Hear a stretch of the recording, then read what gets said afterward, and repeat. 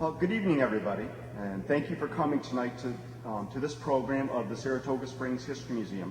My name is Jamie Perillo, and I'm Executive Director of the museum.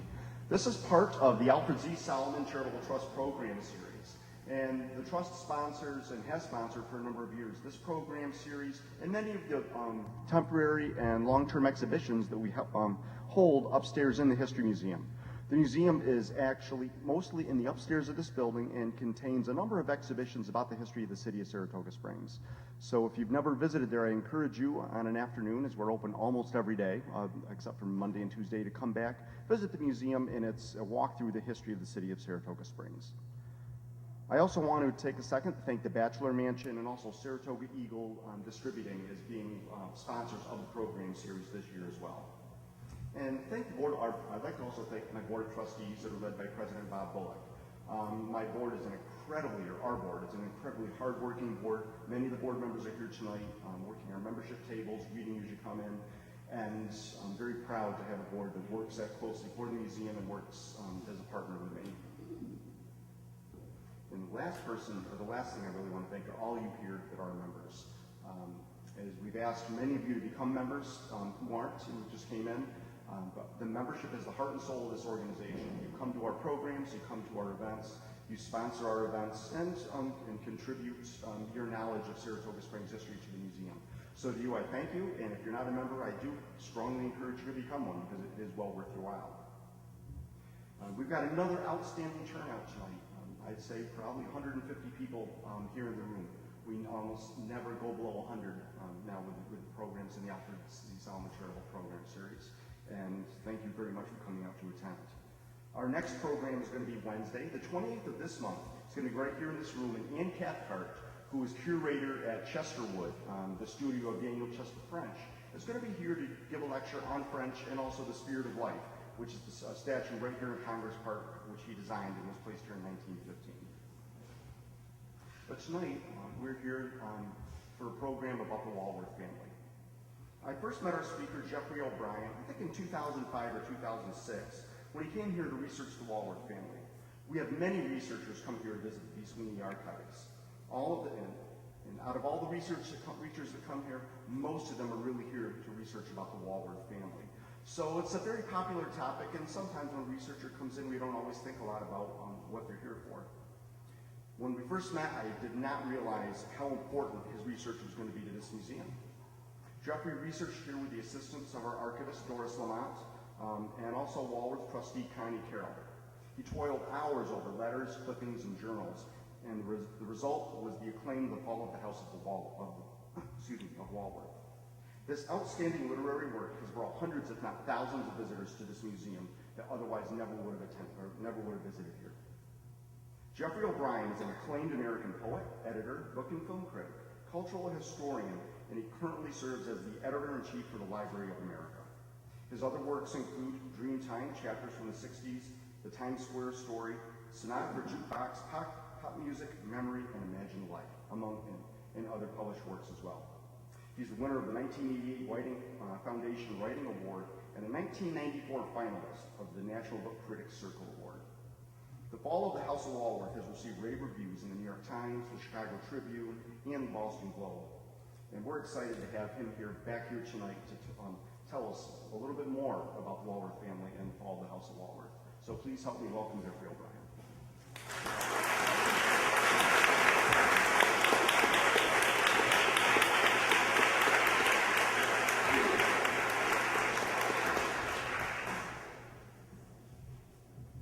Thank you, Jamie, and thank all of you for turning out in this inclement weather.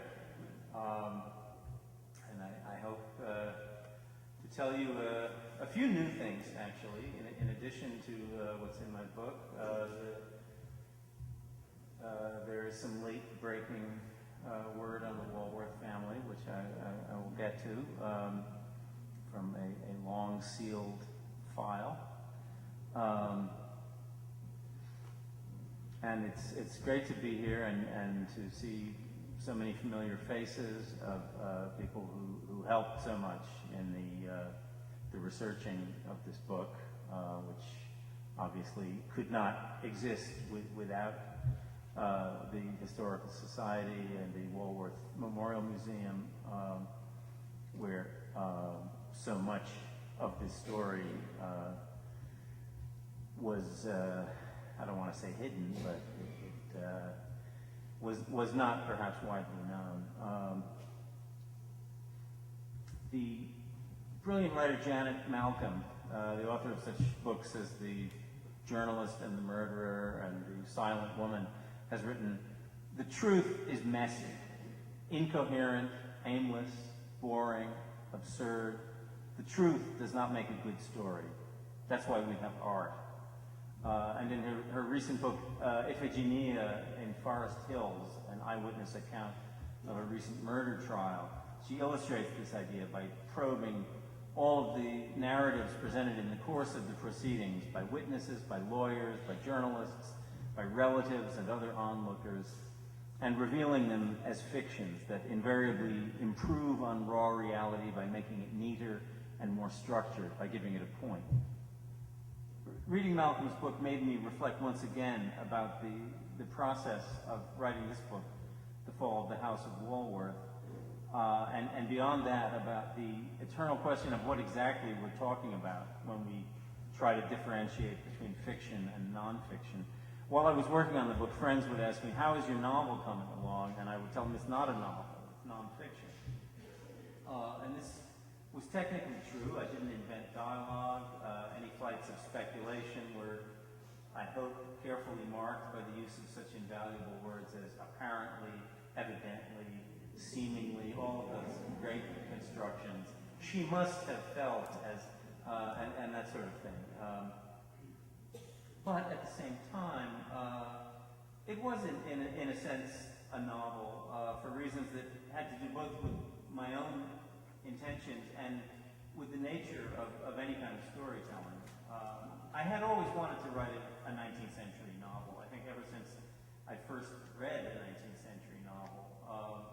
And for years I played with the kind of book that I would love to write, something that maybe would combine the large-scale social description of Balzac with the melodramatic flair of Wilkie Collins, and then why not throw in some humorous digressions out of Dickens. And I particularly dreamt of writing such a book about America because, oddly enough, in the 19th century, between James Fenimore Cooper and Edith Wharton, you don't actually find major American novelists taking on that kind of structure. The great American novels of that period are romances, whether they're by Hawthorne or Melville, although Hawthorne comes closest to this with The House of the Seven Gables,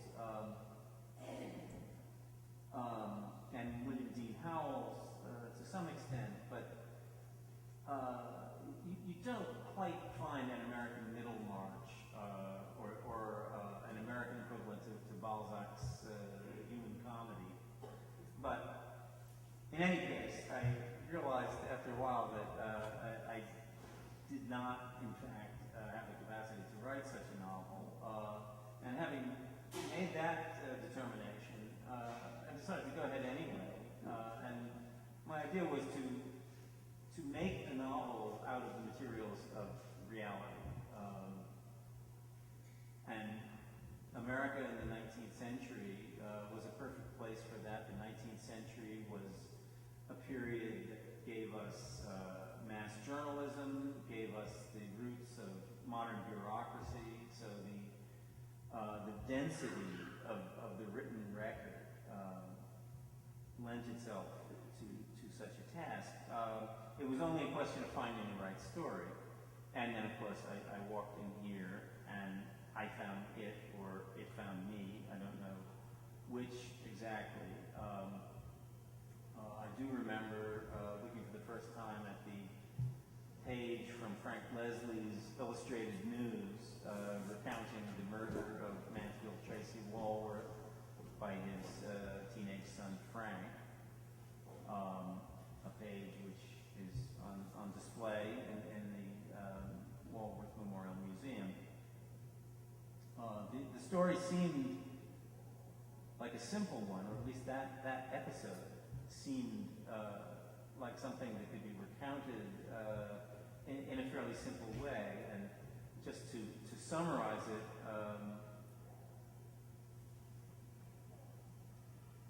this is how it was described by the great New York diarist George Templeton Strong, who over a period of many decades kept an extraordinarily detailed record of pretty much everything that was going on in New York within his ken. He'd been at it already for a very long time at this point. Strong had come up to Saratoga in 1841 as a young man. At the age of 21, he had called on Chancellor Walworth at Pine Grove to be sworn in as a member of the New York Bar. And in 1867, he noted in his diary the news of Chancellor Walworth's death, along with some invidious gossip about the Chancellor.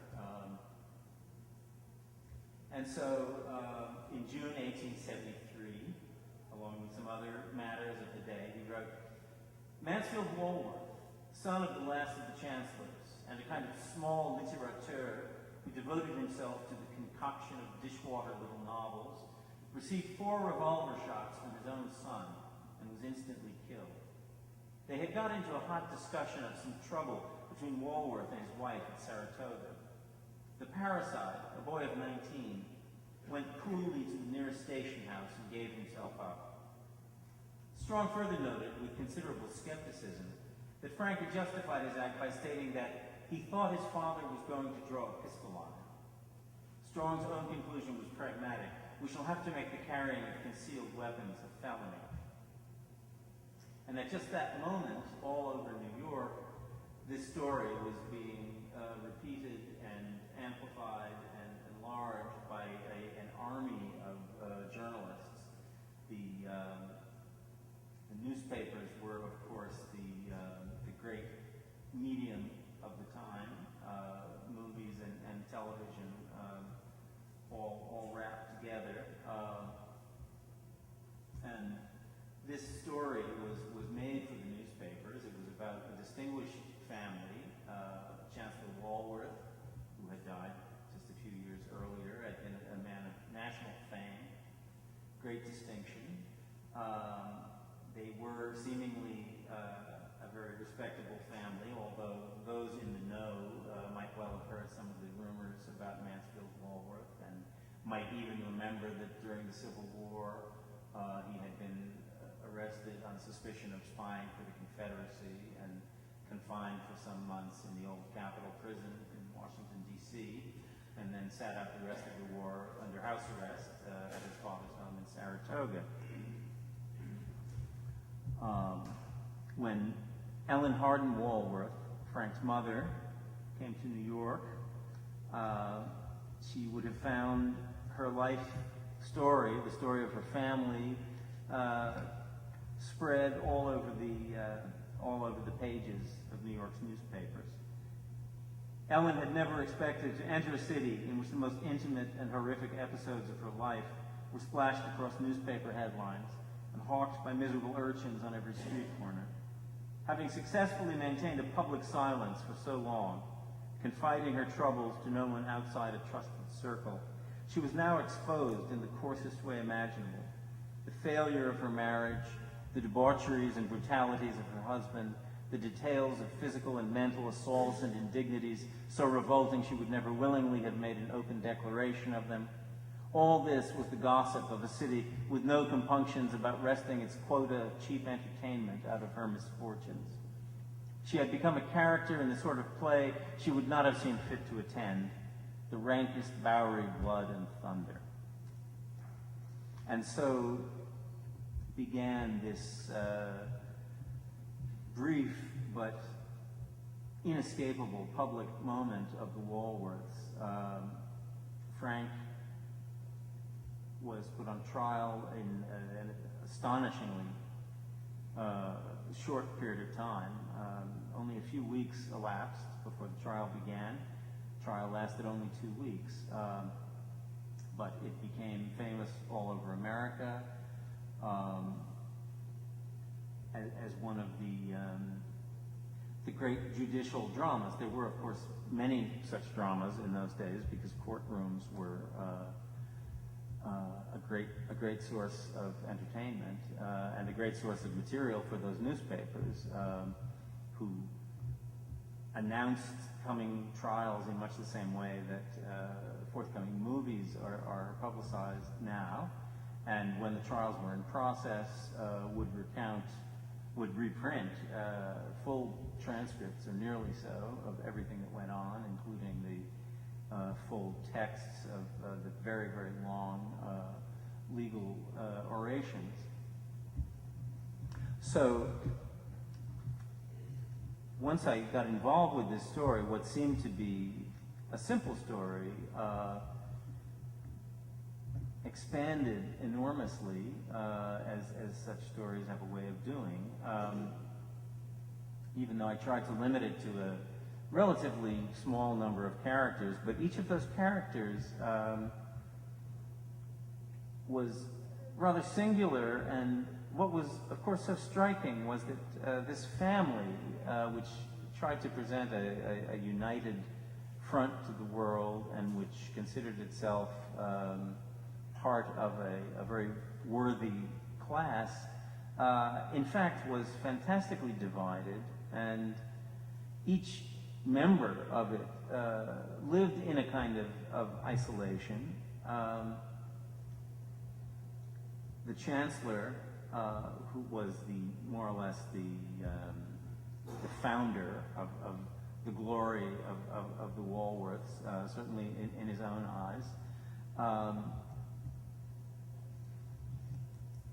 For 20 years, he was the Chancellor of New York State, which gave him more or less one-man control over Chancery law, over equity law. He involved himself in major political questions, religious questions, civic questions of all kinds, and he lived his life with an almost frantic busyness. He had organized around himself a domain in which, at least in principle, there was no time for evil or dishonor or disorder. In a life with no idle hours, what harm could come? Every minute was spoken for. After an evening spent playing backgammon or chess with his guests while spinning out a stream of delightful conversation, savory recollections of the War of 1812, perhaps, of which he was a veteran, or the quarrels of Mr. Clay and Mr. Calhoun in the 17th Congress, of which he was also a veteran, he would at length retire to his study. There, while the rest of the household slept, his candle would burn until 3 or 4 in the morning, a sign of wonder and respect for nocturnal wayfarers, the Chancellor's light shining in the dark like a beacon of reason and benevolence. In the midnight silence, he pored over legal precedents, or wrote letters urging the need for a Bible in every American household, or drafted a speech calling for a ban on the sale of wines and liquors, or outlined a campaign to purchase slaves so that they might be shipped back to their African homeland. These were some of the many movements in which he immersed himself. The Chancellor had 2 sons, Clarence and Mansfield, born 10 years apart. Clarence was expected to follow in the Chancellor's footsteps. He showed early signs of great talent for the law. He chose instead an ecclesiastical career. He converted to Roman Catholicism, much against the wishes of his parents, who were staunch Presbyterians. His mother, in particular, was unconsolable at his conversion. He went off to Europe. He became a priest. Ultimately, he became a rather important figure in the American Catholic hierarchy. He came back to America and once more became involved with his family. Mansfield, his younger brother, was perhaps gifted, we have the evidence of those around him that he had been considered at some point a promising young man, but that promise seems to have been tainted at a rather early age. I describe him as he manifested himself in early adolescence as Roderick Usher, as a 12-year-old boarding school bully. He had grand literary ambitions from an early age. He also had a tendency toward violence and vituperation from an early age. And these two tendencies were weirdly intertwined. It's impossible to talk about Mansfield without talking about his literary ambitions, because they were so close to his own sense of himself, and strangely played such a powerful, motivating role for him in the actions which culminated in his death. I was fascinated from the outset when I saw that he was a novelist, because my work at the Library of America has taken me into many obscure byways of the literary 19th century. I had explored the careers of many poets and fiction writers whose names had been previously unfamiliar to me, but nowhere in that mass of materials had the name of Mansfield Tracy Walworth ever emerged, and yet he was described as a very popular writer, the author of a novel that had supposedly sold many thousands of copies. So I was very curious about this, and one of the first things I did when I first started learning about this story was to acquire some of his novels from used book dealers, they not having been reprinted since the 19th century, and then reading them, which was something of an experience and something of I had to learn how to read his novels, because they were so off-putting initially. His sheer lack of skill in plot construction, his tendency to go into epic digressions and to change the style of the book from one page to another was certainly not conducive to easy reading. But in the end, I was enormously grateful for the existence of these novels, and I could never have written this book without them, because all of the Walworths, pretty much all, were writers in some sense. This was very striking. It was striking that these were people who really felt it incumbent on themselves to define their beliefs, their sense of who they were, where they came from, in various ways, in the ways that seemed appropriate to them.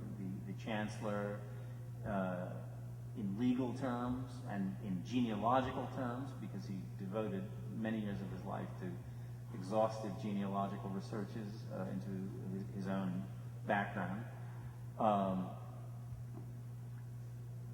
Clarence wrote prolifically about his early religious history, his conversion. He wrote poetry, religious and otherwise. Ellen Hardin Walworth was a frustrated novelist who wrote prolifically over the course of her life, mostly later on, after Mansfield's death, on historical themes, patriotic themes, and her children. Nellie wrote several books, and even Frank Walworth, after he was confined to the Auburn lunatic asylum after the murder of his father, wrote quite a lot of poetry, being encouraged to that by Dr. John Gray, who had him in his care, who interestingly at that early date, saw the writing of poetry as a therapeutic measure.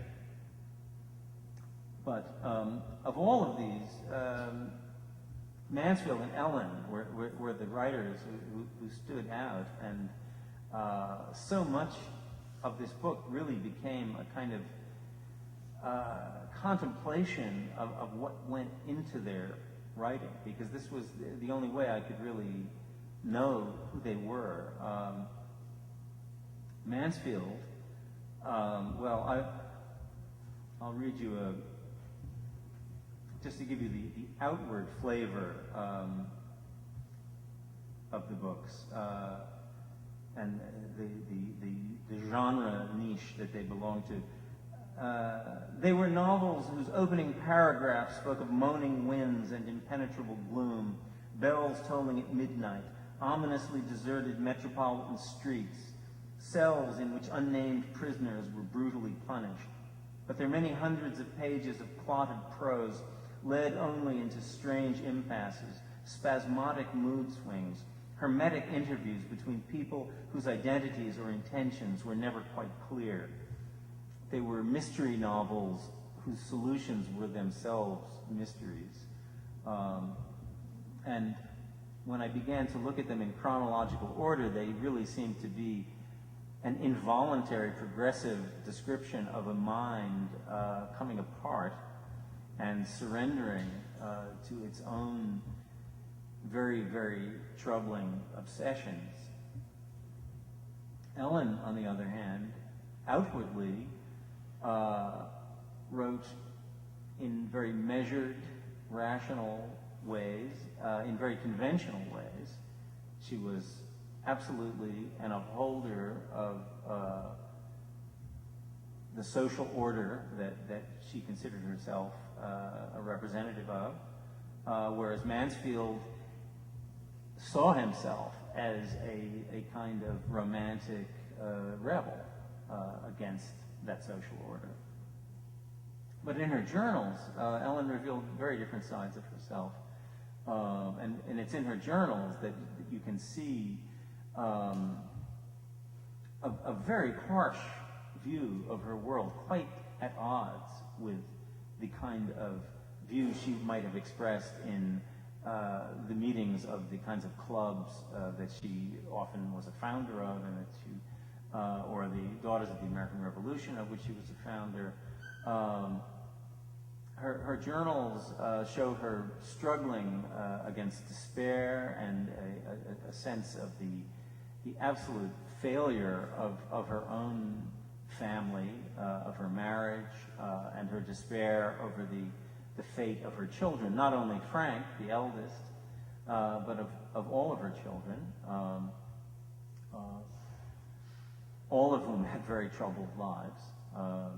Those who survived infancy, not one. The only one who seemed on a course to a really fulfilled life was the youngest, Rubina, who died of typhoid, contracted from Spanish-American War veterans whom she was tending on Long Island after they came back from Cuba. So,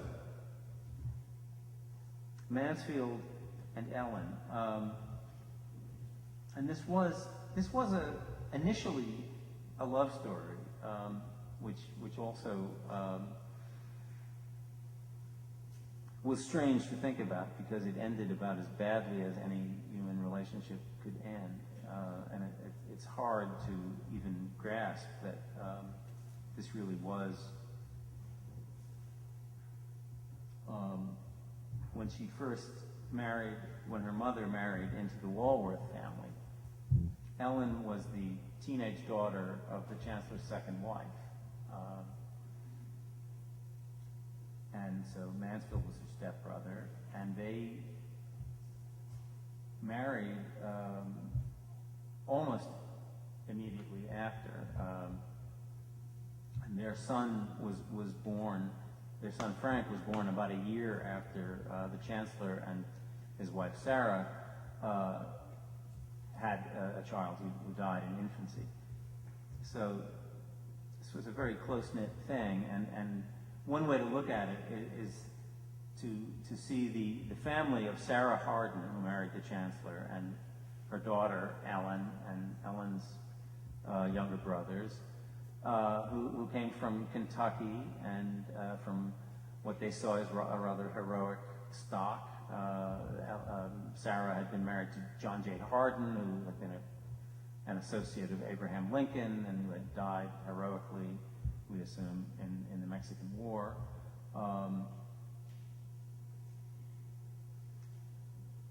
And they had married into this Walworth family, and perhaps to find that this really was a very different kind of life than what they were used to, and that initial culture shock can be felt, reverberating in the whole afterlife, even though Mansfield certainly identified with the South. He, from an early point, I mean, Saratoga being a place where many Southerners came, so it wasn't hard for him to have a sense of Southern culture, the culture of the wealthy Southern planters who came here in the summer to escape the unhealthy miasmas of the Southern climate. And as I said, he in fact was suspected of spying for the Confederacy, although the political reliability of Mansfield Walworth for any side is to be questioned.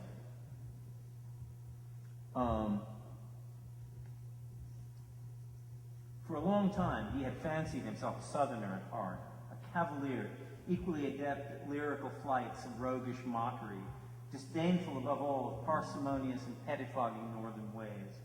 Saratoga in season was a fine school for Southern manners, and Mansfield had already had occasion to gamble and carouse with the best class of the young plantation heirs. He adored the writings of Edgar Allan Poe, whose exquisitely modulated frenzies he would do his best to imitate. The nationalistic fervor of the emerging secessionist hotheads was something he could admire for its sheer unrestrained boldness. And Ellen, in an early letter to her friend Mary, said of him, "I wrote so much of Brother Mance because he is the person who interests me most at present. If you knew him well, you could not help loving him. He is so free from all Yankeeism."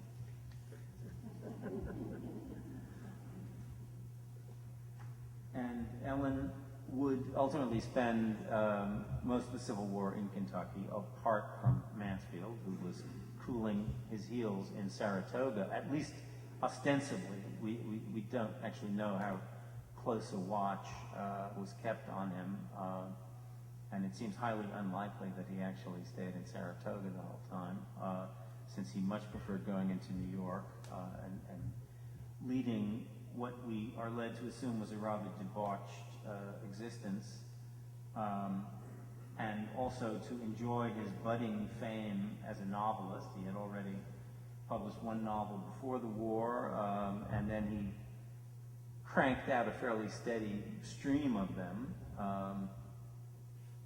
of which one, Warwick,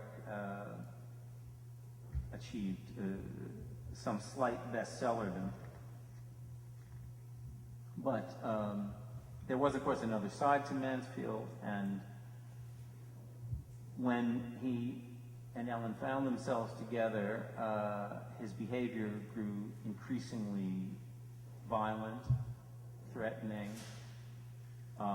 and ultimately, in her view, life-threatening. And in 1870, she walked out, went to her brother Martin, a Civil War hero who was staying at a hotel in New York, and immediately drew up divorce papers. She never saw Mansfield again, but he made his presence very much felt in her life by proceeding to write a series of letters which sometimes arrived daily, sometimes arrived 3 times a day, letters of remarkable obscenity, blasphemy, and frenzy, I guess is the only word for it. They also are extortion letters. And it's an open question how much of the frenzy was there to get her to agree to his financial demands.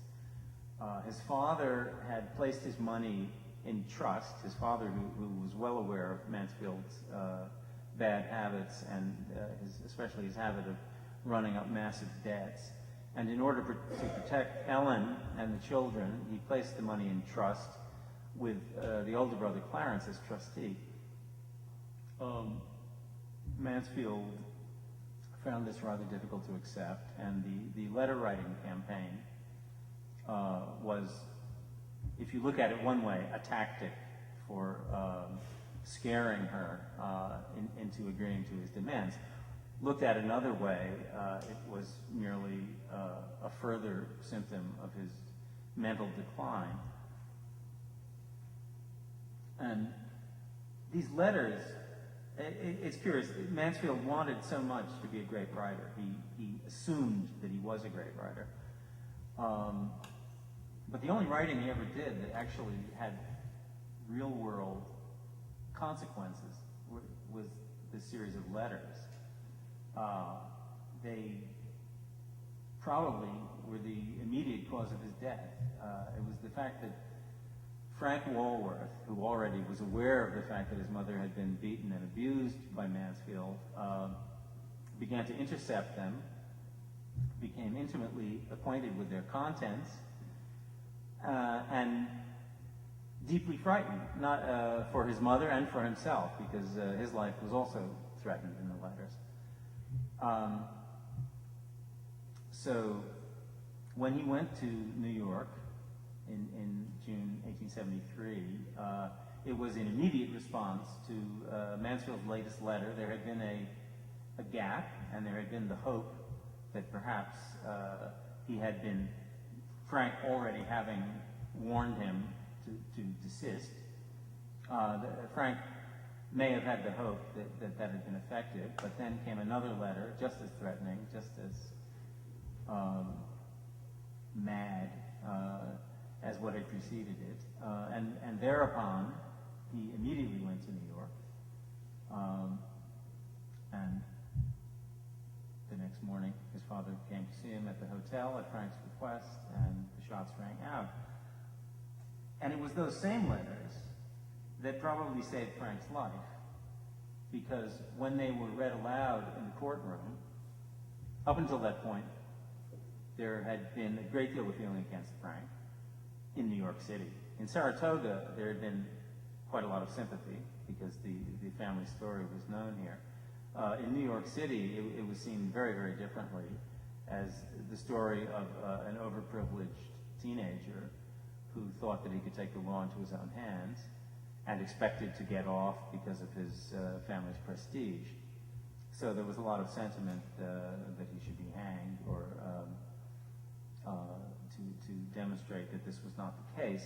But when the letters were read, and they were read at great length, and the full texts of all the letters, not all the letters, but those that were read in full, just to give the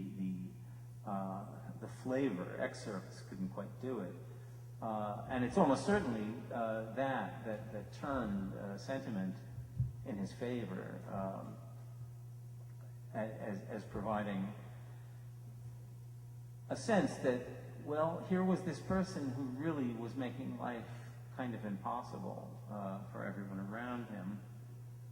So instead of being hanged, he was sentenced to life of hard labor. Now, I wanted to get to some other material. Yes, okay. To illustrate some of these points, I can actually draw on some material that is not in the book, because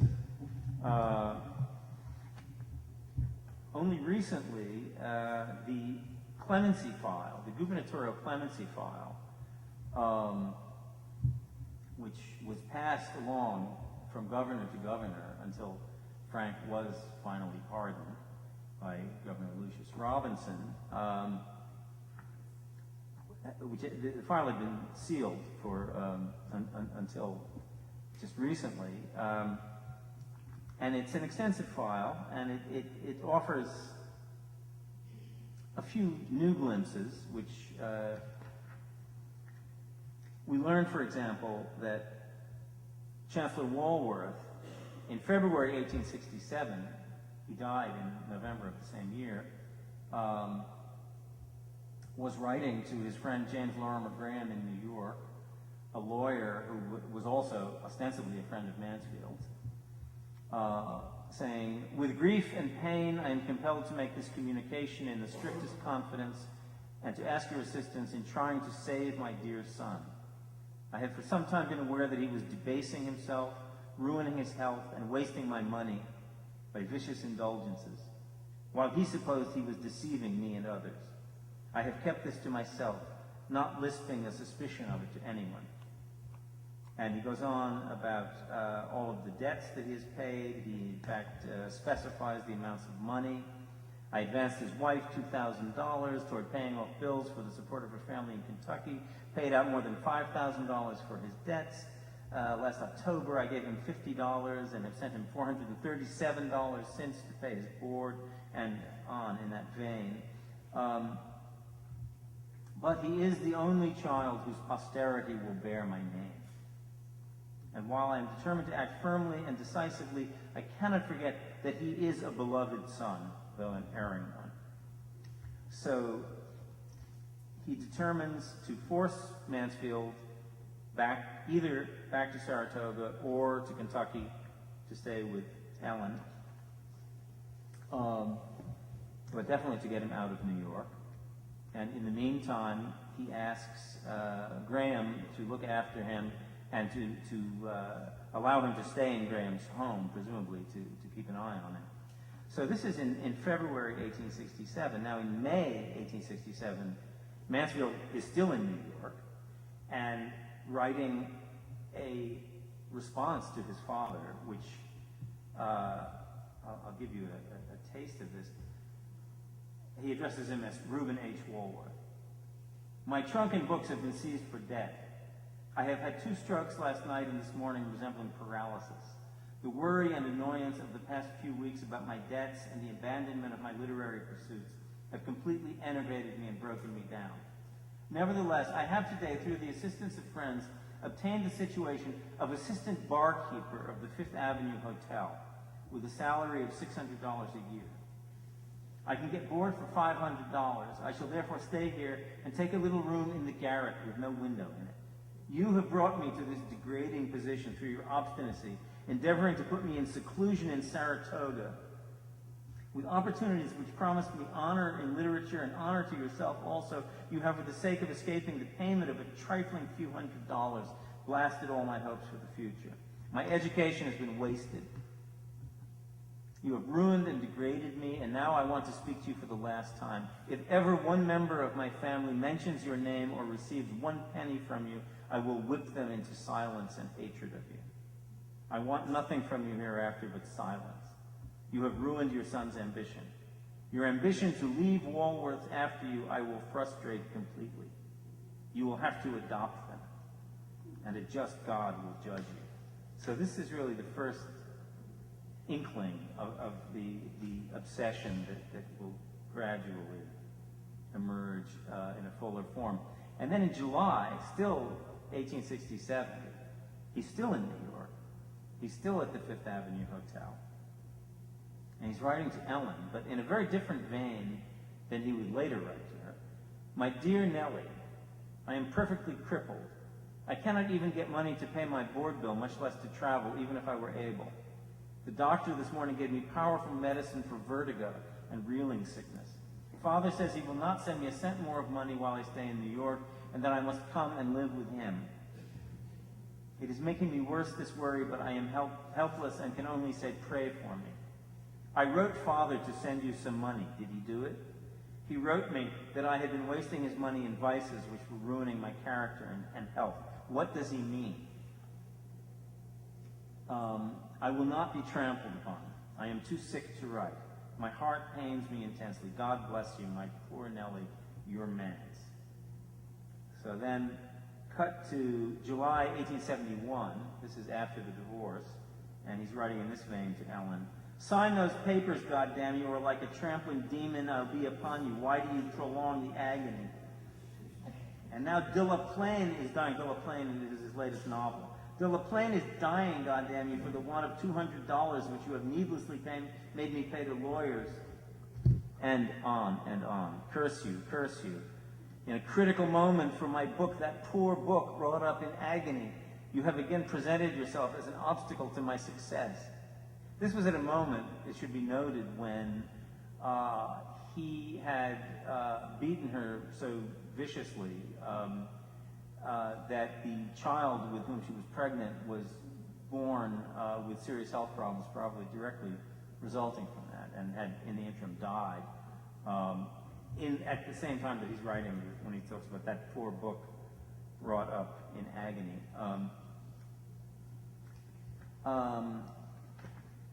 And this archive contains a stack of letters about like that. Many of them much rougher than what was read at the trial. And he talks about other murderers. Remember that Stokes did not murder until the last card of hope was played. This was the notorious Stokes-Fisk case. And again, he says, I will kill you on sight like Stokes killed Fisk. And he said, I have been thinking over my letter of 2 hours ago. And then next letter, I did not say enough in my letter of an hour ago.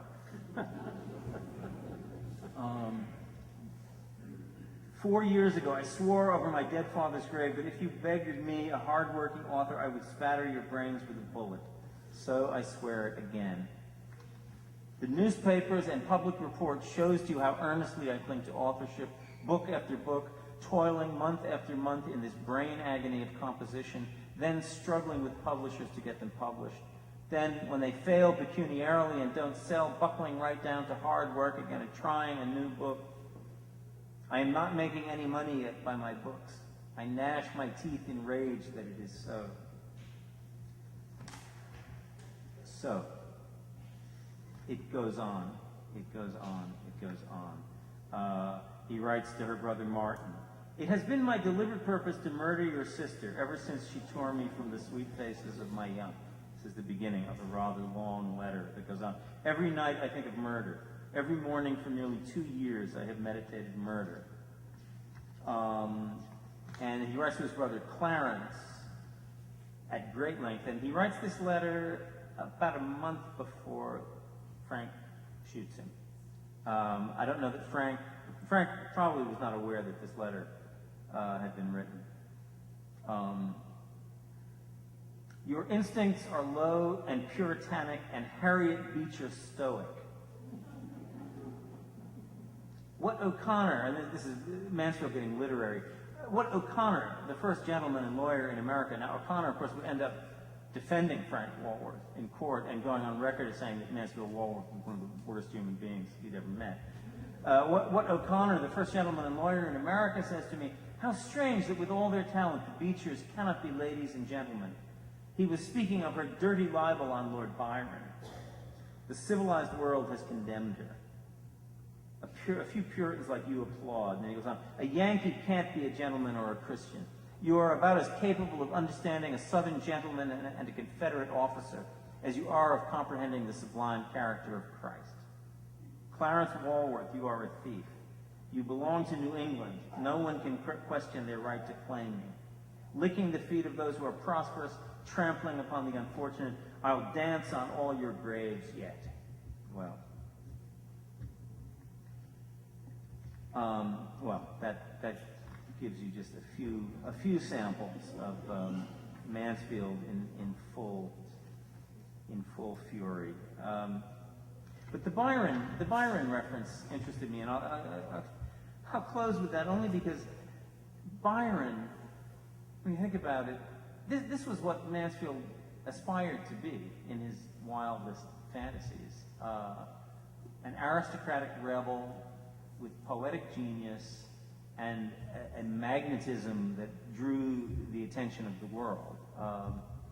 And it was one of the tragedies of his life that he had no talent, and he wanted it all. He wanted that kind of talent. And I think it's fair to assume that Ellen, when she first met him, saw that in him, saw this Byronic youth who read poetry to her, and really thought that he had it. And one of the things that's striking in this file, among these letters that she wrote to governors, is for all of the evidence that she provides about Mansfield, and all of the very sound reasons she gives for Frank's being justified in what he did, she never, it's as if she is still clinging to some memory of Mansfield, and what she says at one point is that it was only at the very end, just before the divorce, that she began to think that his behavior might be the product of mania, which is quite remarkable, given that his behavior up until that point had included some pretty wild stuff. I mean, assaults on her, extremely violent behavior, destruction of letters and property, assaults on other people, and yet she seems to, in a way, have really been in denial. And it took Frank, really, who, as the dutiful son, was really just trying to find a sort of happy ending for the family. And the only happy ending he could see was to put his father out of existence. But that was kind of her wake-up call. And her later life was very different. I mean, her character before and after seems altogether different. I mean, before that, there is a kind of submissive inward quality. After that, she is taking on the world in a very aggressive way, and really putting aside the kind of romanticism that had been a kind of cloud that she moved in through the years of her youth along with Mansfield. Well, I think I'll pause there. If anyone has any questions about, yes. Geoffrey, with respect to the family, how do they regard this kind of behavior cannot go unnoticed? And so here in Saratoga, how did Saratogians regard them, and what was the reaction to the murder by Saratoga? Well, the attitude is very different. I mean, if you read the old back issues of the Saratogian, there was a lot of sympathy for Frank. They immediately took the position that he had done this in a fit of insanity, and that he was not actually responsible for what he'd done. The thing about Mansfield is that his character undoubtedly was widely known locally, certainly here and in various other places, but very little had gotten into print, aside from his Civil War escapade. But of course, there was a lot going on then, and this was a very, very minor story in the midst of cataclysmic stories. So there was so much else to remember from that time. And also, there were certainly other people who had fallen under suspicion of Southern sympathies in New York State, which was full of Southern sympathizers.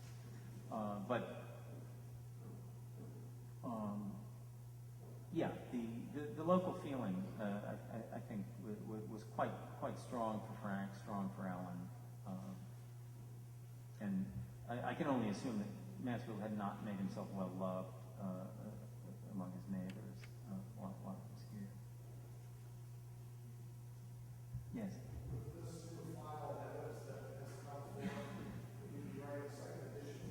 I would love to. Yeah, of course. I mean, it's not that it materially changes much, but it certainly adds some interesting nuances that, but there's no end to it. since the book was published, for example, I had the opportunity to speak with a woman who knew Clara Grant Walworth, Frank Walworth's daughter, who was still living in the Walworth mansion until her death, and then it was torn down shortly thereafter.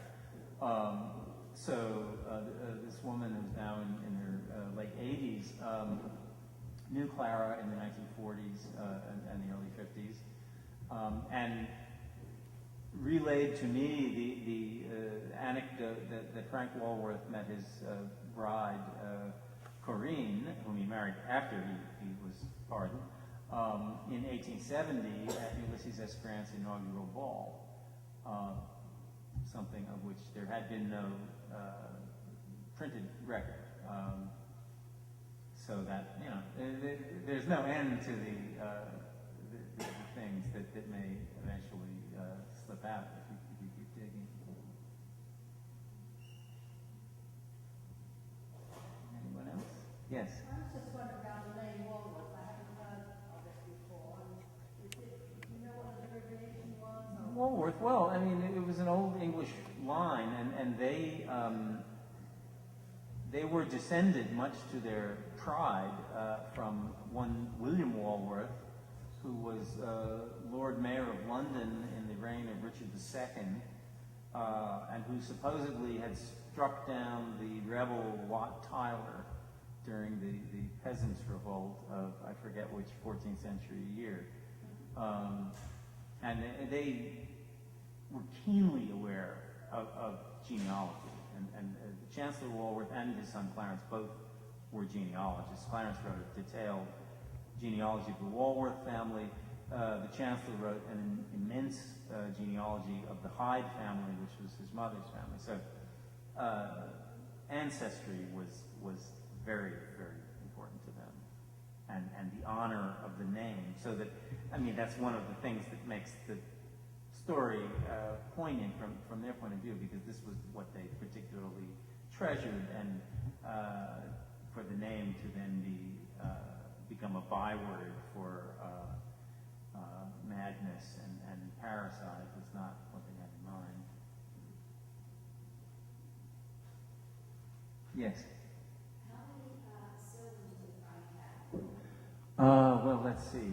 Surviving, I think there were 8 children in all, of whom 2 died in infancy. 3 died in infancy, yes. 5 survived, so Frank, Nellie, Clara, Tracy, and Ruby. Ruby was the youngest the youngest who survived into adulthood, who died following the Spanish-American War. Tracy committed suicide in the 1920s. Clara became a nun, and Nellie became her Uncle Clarence's amanuensis and companion, so virtually a nun. I mean, she really spent her life at his side. So obviously none of them married or showed any inclination to carry on with the family name. In fact, I mean, the death of Tracy is really heartbreaking, because I found out about this from 2 tiny newspaper clippings that had been preserved in the archive from local newspapers in Virginia. He was living in the woods in Virginia as a hermit of long standing. He had built himself a cabin in the woods, and then, very much in the same way that the original small Walworth house had been expanded into a 55-room mansion, he had expanded his cabin by adding rooms onto it. So he was living in this multi-room place alone, and he cut his throat. And in one of the articles, he said that local people were aware of the fact that he had told local people that he had a brother who had killed their father, and that this had been a lingering force in his life. So, and this was a long time afterwards. But the shadow was a long one. Ellen lived on to 1915 and had to cope with really one sad thing after another. I mean, the whole subsequent history of her family is a pretty dark one.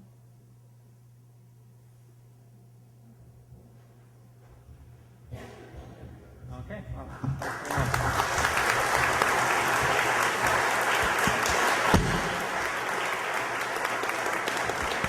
Well, thank you very much for coming this evening, ladies and gentlemen. We may still have some copies of the book left in our gift shop if you are interested. I know many of you purchased ahead of time, and Geoffrey is available here to sign if you would like him to sign a copy of your book. Thank you very much, and hope to see you again in about 3 weeks.